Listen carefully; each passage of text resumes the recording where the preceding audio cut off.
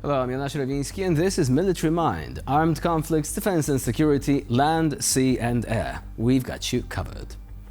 Kiev and Lviv were once again targeted by waves of Russian drones and missiles overnight, wounding over 30 and killing at least 7 in the latter city. The attack prompted neighboring Poland to scramble its jets this morning, marking the third time this week the aircraft had to patrol the sky for potential incursions. Meanwhile, on the front line, Ukrainian forces are pushing on with ground attacks in the Kursk region. The Russian Ministry of Defense claims that Ukrainian forces launched attacks near Korenevo and Soja. A Russian mill blogger is saying that Ukrainian forces are still in Olgovka, east of Korenevo, but that the settlement itself remains contested. In Kharkiv, Russian forces are continuing ground attacks in Vovchansk and Khlyboke. Moscow sources are claiming that Russian forces have conducted an internal rotation near Vovchansk. In the east of Ukraine, Russian offensive operations continue in the area of Siversk. Moscow's troops are advancing east of Perezhne and consolidating positions on the outskirts of the settlement. Reportedly, the Kremlin is using large numbers of drones to attack these positions. Russian forces are likewise pushing on with offensive operations near Chasiv Yar and Klishchivka. The spokesperson for a Ukrainian brigade operating in the Chasiv Yar sector has reported that Russian infantry units are attacking using fewer glide bombs in this area than Russian forces used in spring and early summer. Further south, Russian forces have marginally advanced southeast of Pokrovsk. This part of the front line experiences the most intense Russian attacks. A Ukrainian officer operating in the Pokrovsk direction has reported that Ukrainian forces withdrew from Novohrodivka to preserve the lives of Ukrainian soldiers, indicating that Russian forces have likely seized Novohrodivka. A Ukrainian military observer has said that Russian forces are roughly 8 kilometers from Pokrovsk. Russian groups of 3 to 6 personnel with drone support are conducting reconnaissance and force operations against Ukrainian positions in the area. Now, have you ever wondered what an FPV drone looks like when it fires its termite warhead? Well, if the answer is yes, then you're in luck. We've got some new footage uploaded by Ukrainian troops featuring a scene exactly like that. See the drone rain fire down on the Russians, courtesy of the No Chance unit from Ukraine's 108th Territorial Defense Brigade. Watch out, there be dragons.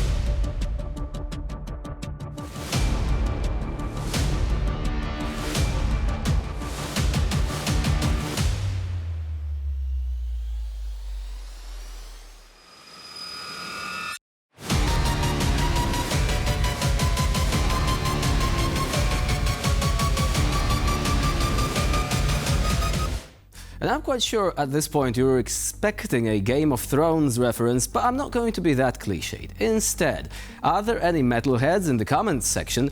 Let us know what would be the best soundtrack for this particular footage. A. Napalm Death. B. In Flames. Or C. Dragon Force. Vote. Let us know what you think. Anyway, there are no places for the Russian occupiers to hide on the Ukrainian front line. That much we know. But there is mounting evidence of that. See, both soldiers and drones will find them in whatever hole they try to bury themselves in. That is a fact of life. That's not my opinion. I mean, like I said, there is evidence. So let's take a look at some direct strikes carried out by the Signum unit from Ukraine's 93rd Separate Mechanized Brigade.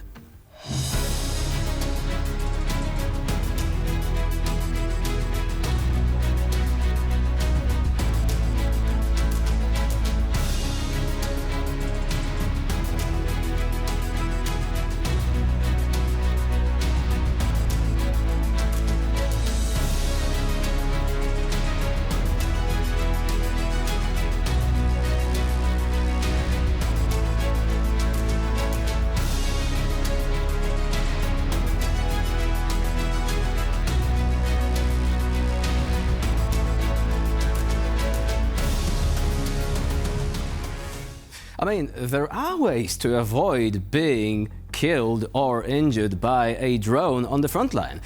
For example, not going to Ukraine, surrendering, or maybe, just maybe, staging a revolution. I mean, the Russians used to be great at that. What happened? How come Putin is still in power? I mean, that is a question for another day.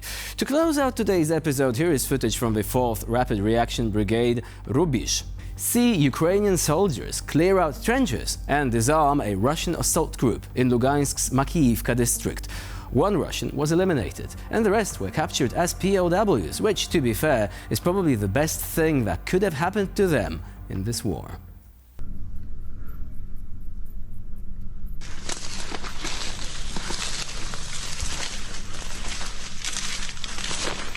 Бачу форму якусь.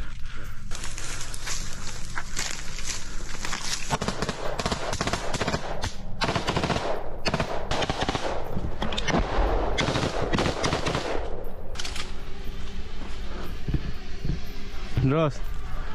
Щось скидають, походу.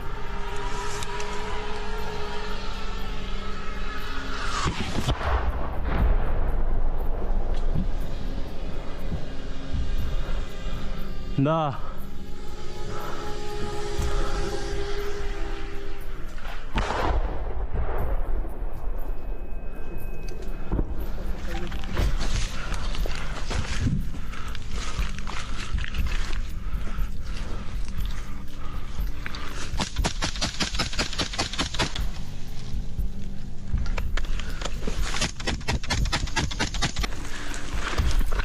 Там нормально, тільки воно тільки вліво уходить. Держу.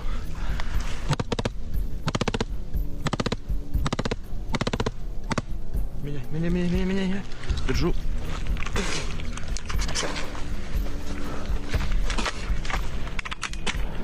Тепер треба... Блядь, немає фонарика, не тебе, давай, подожди, поки сяде пиль, гасик, в окоп.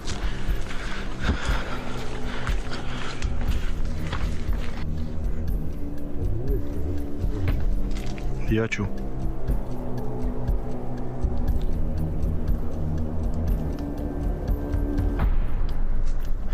Поняв, яка хуйня? Отуди яр, отуда, поняв? Вони прийшли звідти. Возможно, блядь, 300-ті, поняв, підуть туди і поповзли. Це є рюкзак. Да. Забери.